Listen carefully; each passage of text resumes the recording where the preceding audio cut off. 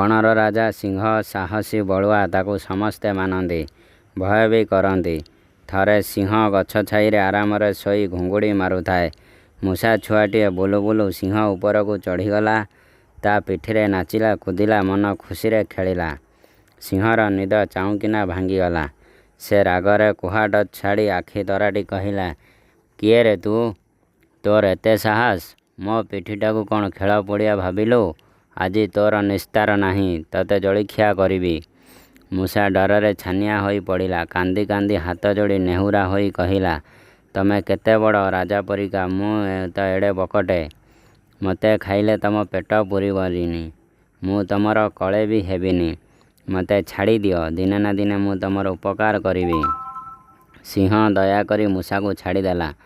କିଛି ଦିନ ବିତିଗଲା।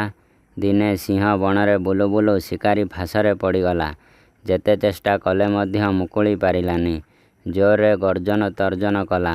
ସେଇ ବାଟେ ମୂଷା ଯାଉଥିଲା। ଫାଶରେ ପଡ଼ିଥିବା ସିଂହକୁ ଦେଖି କହିଲା, ମହାରାଜ, ଧୈର୍ଯ୍ୟ ଧର, ମୁଁ ତୁମକୁ ମୁକୁଳାଇ ଦେବି। ମୋ ମୁନିଆ ଦାନ୍ତରେ ଫାଶକୁ କାଟି ଟିକ୍ ଟିକ୍ କରିଦେବି। ସାଙ୍ଗେ ସାଙ୍ଗେ ମୂଷା ତା କାମରେ ଲାଗିଗଲା। ସିଂହ ମୁକୁଳି ହାଇମାରି ଅଳସ ଛାଡ଼ିଲା।